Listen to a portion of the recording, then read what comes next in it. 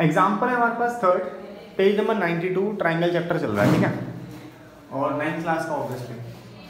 Question क्या कहता है, A B is parallel to C D. A B जो है वो सी डी के पैरेलल है। अगर याद हो तो फर्स्ट क्वेश्चन के अंदर ये प्रूव किया था, ठीक है। चलिए, O is the mid point of AD। AD एक लाइन है जिसके अंदर O मिड पॉइंट है। मिड पॉइंट का मतलब ये है AO is equal to OD।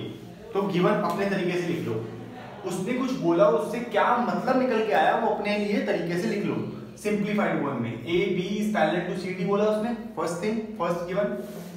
Second given AO is equal to OD। कोई दिक्कत परेशानी आता? चलो जी, चाहिए क्या हमको ये ट्राइंगल, तो इन ट्राइंगल को लिख लो, इन triangle AOB and triangle ADOC, ठीक है। मतलब कि नीचे वाला ट्राइंगल AOB, ऊपर वाला COD, ठीक है जी। अब क्या करें, एंगल 1 एंगल 2 के इक्वल है। देखो कई लोग ना, कई टीचर्स इस बारे में भी बोलते हैं कि जैसे कॉम्पोनेंसी लगा रहे हो वैसे ही प्रूफ भी करो, लेकिन इतने ज्यादा टीचर परेशान नहीं करते इस बात में। तो एंगल 1 एंगल 2 के इक्वल क्या है, वर्टिकल ऑपोजिट। सही बता रहा हूँ, गलत तो नहीं है कुछ? चलो जी, अब यहाँ पे देखो AO is equal to OD पहले से ही है, ठीक है, और angle A is equal to angle D, alternate interior angle. क्यों? क्योंकि पैरेलल उसने दे रखा था। जो पैरेलल है बीच वाली CD क्या होगी, ट्रांसवर्सल, तो मैंने मान लिया ये हो गया। अब इसके अंदर कौन सा रूल लगेगा, ध्यान से देखो, एक एंगल यहाँ है, एक एंगल यहाँ है, ठीक है।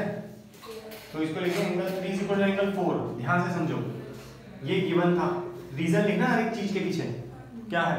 अब ट्रायंगल पहले लिखना सीखते हैं।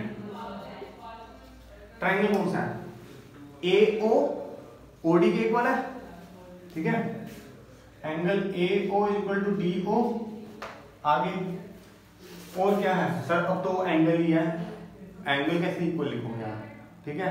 लेकिन इन एंगल्स के सामने वाली साइड इक्वल होगी। अगर एंगल्स इक्वल है तो उनके सामने वाली साइड क्या होगी, इक्वल। ऐसा कुछ होता है फिर अपने आप ही इक्वल नहीं, ठीक है। तो आप कोई भी एक साइड चूज कर लो उसके लिए, ठीक है। OB OC, ठीक है। मतलब हम लोगों ने लिखा सही हुआ था और वही लिखा भी हुआ, ऊपर भी है, ये मैं लिखना सिखा रहा हूं आप लोगों को। अब यहाँ पे कौन सा रूल लगेगा, देखो एंगल साइड बीच में है और ऊपर एक और एंगल है, तो एंगल साइड, एंगल साइड बीच में आ रही है ना इसके, तो आपको लिखोगे ऐसे ही, एंगल साइड एंगल। क्या ये कोई कॉन्फ्रेंसी रूल होता है? होता है तो ठीक है, नहीं होता तो मना करो, ठीक है। और मना करोगे तो तुम्हारा काम खराब हो जाएगा, फिर दूसरा तरीका ढूंढना पड़ेगा। अब क्वेश्चन खत्म नहीं हुआ, एक काम हुआ है, दूसरा रहता है।